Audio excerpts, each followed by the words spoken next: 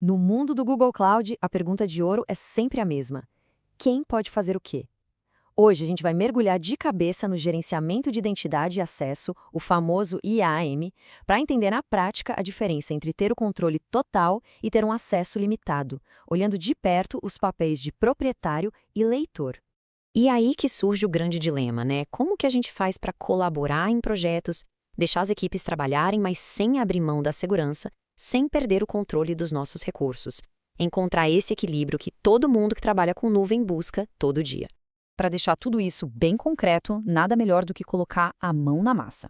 Nós vamos usar um laboratório do Google Cloud. O lab completo leva uns 45 minutos, mas o exercício principal, que é o que nos interessa, leva só 15. Perfeito para a gente ver o IAM funcionando de verdade.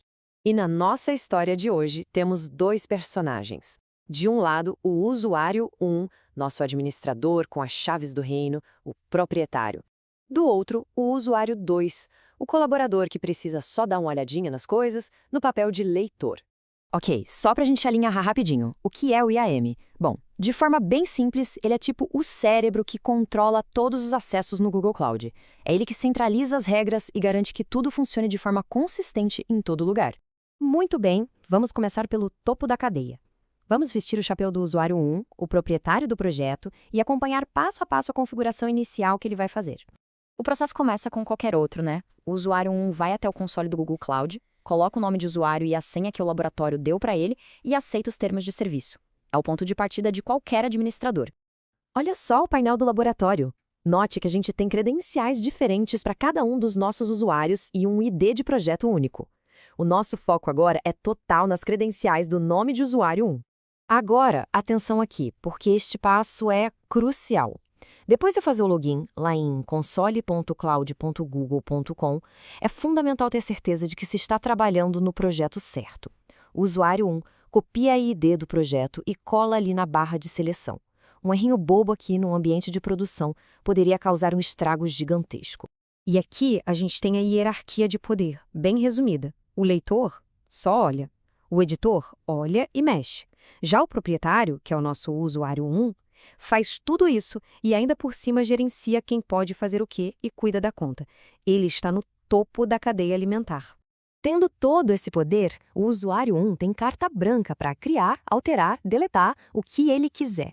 E para a gente ver isso na prática, vamos acompanhar a criação de um bucket no Cloud Storage. Pense num bucket como se fosse uma pasta gigante na nuvem para guardar qualquer tipo de arquivo. E olha que tranquilidade para quem tem a permissão certa. O usuário 1 navega no menu, vai até o Storage, clica em Criar, dá um nome e pronto. Em segundos o bucket está lá, novinho em folha, pronto para receber arquivos. Esse é o poder de criação do proprietário. Mas não adianta só criar a caixa, certo? Tem que poder guardar as coisas dentro.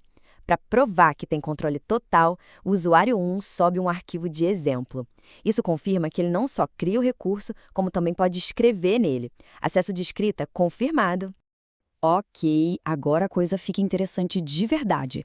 Chegou a hora de virar o jogo e entrar na pele do usuário 2, aquele que só tem o papel de leitor. Vamos descobrir o que ele pode e, mais importante, o que ele não pode fazer. Troca feita. Agora estamos logados como usuário 2. O projeto é o mesmo, os recursos são os mesmos, mas a perspectiva é completamente diferente, limitada pelas restrições do papel de leitor. E como já era de se esperar, o usuário 2 consegue entrar no Cloud Storage e ver o bucket que o usuário 1 criou. Ele vê o arquivo lá dentro, tudo certinho, o acesso de leitura está funcionando perfeitamente. Mas a grande questão é, será que ele consegue fazer algo a mais? Vamos testar. Bateu na parede. Na primeira tentativa de fazer algo além de olhar como verificar as permissões do projeto, o sistema barra na hora. E o mais legal é que o erro não é genérico. Ele diz exatamente qual permissão está faltando. O sistema não só diz não, ele ensina o porquê. E o controle é ainda mais detalhado. O usuário 2 tenta ver quem tem acesso àquele bucket específico e negado de novo, porque até mesmo ver as permissões de um recurso já é uma permissão em si. Isso é o famoso princípio do menor privilégio em ação, evitando qualquer tipo de acesso que não seja estritamente necessário. Certo? Gerenciar acesso não é só sobre dar permissão, mas também sobre tirar. Vamos voltar para o nosso usuário 1 para ver o poder de revogar um acesso. A pergunta é simples, mas a resposta mostra o poder absoluto do proprietário.